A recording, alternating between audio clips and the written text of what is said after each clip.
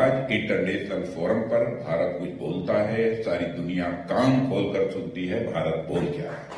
2027 आते आते भारत को की इकोनॉमी को दुनिया की टॉप 3 कंट्रीज में आने से कोई रोक नहीं सकता।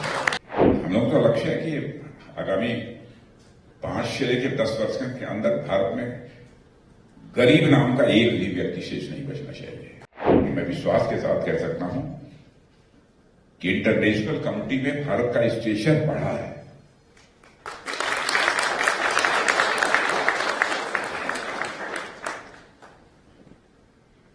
पहले इंटरनेशनल फोरम पर भारत की बातों को जिस गंभीरतापूर्वक लिया जाना चाहिए नहीं लिया जाता था, लेकिन आज इंटरनेशनल फोरम पर भारत कुछ बोलता है, सारी दुनिया कान खोलकर सुनती है भारत बोल क्या है।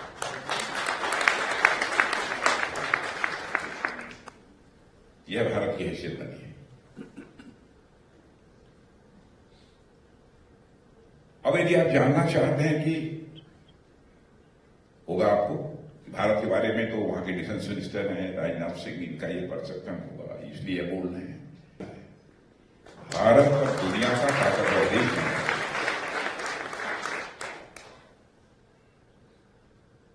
इकोनॉमी का जहां तक सवाल है,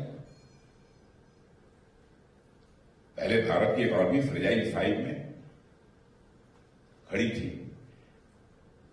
आज हम फेबुलस 5 में आकर खड़े हो गए।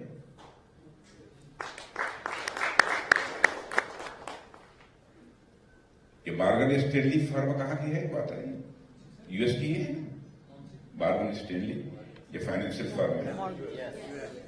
मैं नहीं कह रहा हूं, मॉर्गन स्टैनली इसका दावा है कि 2027 आते आते भारत को की इकोनॉमी को दुनिया की टॉप 3 कंट्रीज में आने से कोई रोक नहीं सकता। टॉप 3 इकोनॉमी जो उन्होंने कहा है, तो आप ये समझ लीजिए कि भारत क्या स्थिति है।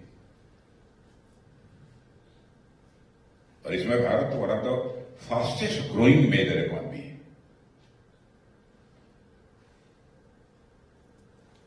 अब कोविड की क्राइसिस थी, कोविड की क्राइसिस यहां भी रही होगी, आप लोगों को भी काफी परेशानी हुई होगी। अब कोविड की क्राइसिस में मैं समझता हूं कि अमेरिका जो सबसे ताकतवर देश, इकोनॉमिकली भी बहुत पावरफुल कंट्री, यहां भी क्राइसिस पैदा हुई होगी, इकोनॉमी के समक्ष बड़े चैलेंजेस खड़े हुए होंगे। भारत में भी हुई, लेकिन उसका मुकाबला हमारे प्राइम मिनिस्टर ने जिस ताकत के साथ किया है मेरा भाई, उसकी जितनी भी सराहना की जाए वो कम है। भारत की इकोनॉमी पर कोविड की क्राइसिस का जो एडवर्स इंपैक्ट होना चाहिए वो नहीं होने दिया।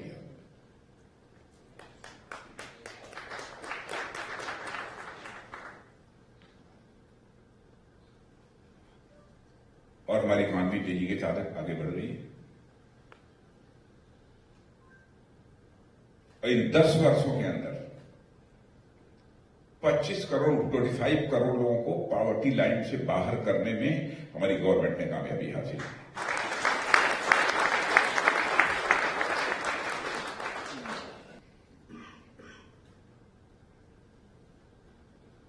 हम लोग का लक्ष्य है कि आगामी 5 से लेकर 10 वर्ष के अंदर भारत में गरीब नाम का एक भी व्यक्ति शेष नहीं बचना चाहिए, जिसे गरीब कहा है। यह हम लोगों की कोशिश हो रही है।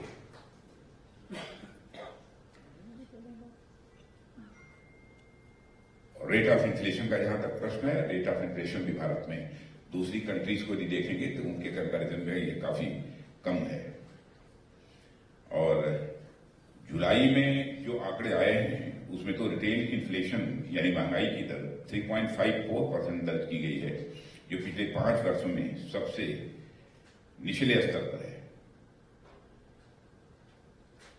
लेकिन अब अमेरिका में रहने वाले लोग हैं, मैं समझता हूं कि महंगाई का असर थोड़ा बहुत जरूर आप लोगों के ऊपर भी अमेरिका में भी हुआ होगा, यह बात मैं विश्वास के साथ कह सकता हूं।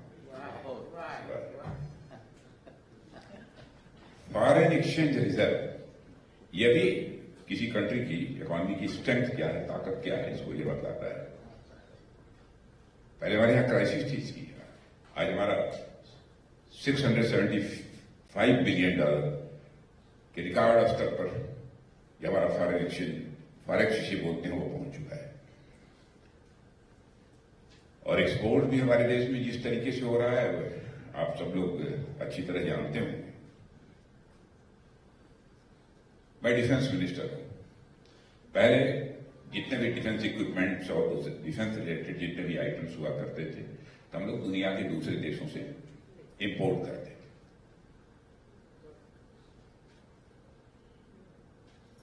इंडियन डायस्पोरा के मेरे बहनों भाइयों, मैं आपको कहना चाहता हूं, जिसमें हमारी गवर्नमेंट बनी थी उस समय भारत का डिफेंस रिलेटेड आइटम्स का जो एक्सपोर्ट होता था वो 600 करोड़ होता था। आज 10 वर्षों के अंदर हम मोर देन 21,000 करोड़ तो कहते हैं, लेकिन मैं जानता हूं 23,000 करोड़ पहुंच गया।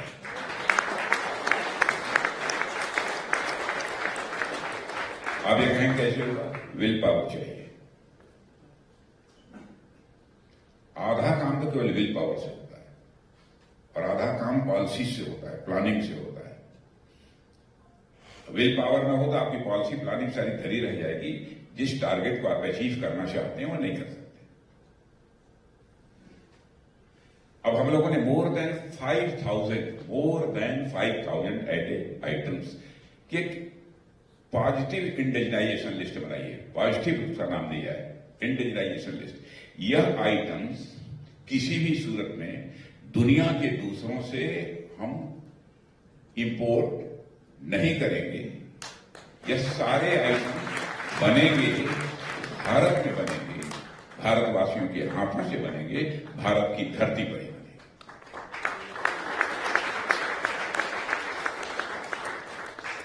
तय कर दिया है। अब भारत में बन रहे हैं। तो पहले इंपोर्ट किए जाते थे, अब उनका इंपोर्ट नहीं हो रहा है।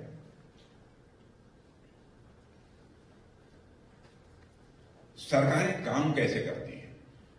अब ईज ऑफ डूइंग बिजनेस को इंश्योर करने के लिए हमारी सरकार ने एक काम किया, आप कल्पना नहीं कर सकते। हमारे यहां जो 40,000 से अधिक, मोर देन 40,000 कंप्लायंसेज जो थे, जिनके कारण कि किसी काम को होने में कठिनाई होती थी, विलंब होता था, ऐसे 40,000 कंप्लायंसेज को समाप्त कर दिया अथवा उसे सिंप्लीफाई कर दिया। तो बिजनेस में ease of doing but natural है कि वो बढ़ेगी। मैं कुछ उदाहरण आपके सामने इसलिए रखना चाहता हूं कि गवर्नमेंट ने क्या क्या किया है कि भारत में यह परिवर्तन आपको आज देखने को मिल रहा है। इन्वायरमेंटल क्लियरेंसेस पहले जो लोगों को प्राप्त होते थे तो मिनिमम 600 डेज लगते थे, और मैं जानता हूं कि इन्वायरमेंटल क्लियरेंसेस लेने में केवल 600 डेज नहीं, इससे भी ज्यादा समय लगते थे। आज आपको कोई इन्वायरमेंटल क्लियरेंस लेना है तो विद इन 75 डेज आपको मिल कर रहेगा। सिस्टम में इस तरीके का बदलाव आया है। स्टार्टअप्स की संख्या जो है, हमारी गवर्नमेंट आने के पहले भारत में 400, 500 यही हुआ करती थी, और आज आपको जानकर खुशी होगी कि भारत में स्टार्टअप की संख्या मोर देन 1,20,000 हो गई।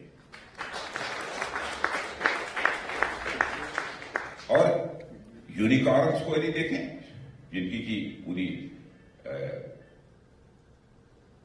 वैल्यूएशन सब मिला लीजिए सब चीजों की लगभग $1 बिलियन के आसपास होती है, मुझे उसे यूनिकॉर्न कहते हैं। यूनिकॉर्न का नंबर देखें तो वो इस समय भारत में अप्रॉक्सिमेटली 120 के आसपास वो भी पहुंच गया है। और केवल हमारे स्टार्टअप इसमें 15 लोगों को जॉब अपॉर्चुनिटी प्रोवाइड कर रहे हैं। स्टार्टअप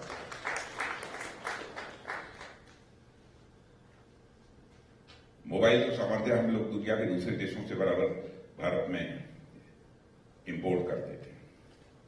अब बहनों भाइयों, आपको जानकर खुशी होगी, अब मोबाइल हम एक्सपोर्ट करने लगे। और मोबाइल एक्सपोर्ट करने वाले दुनिया के हम दूसरे देश बन गए।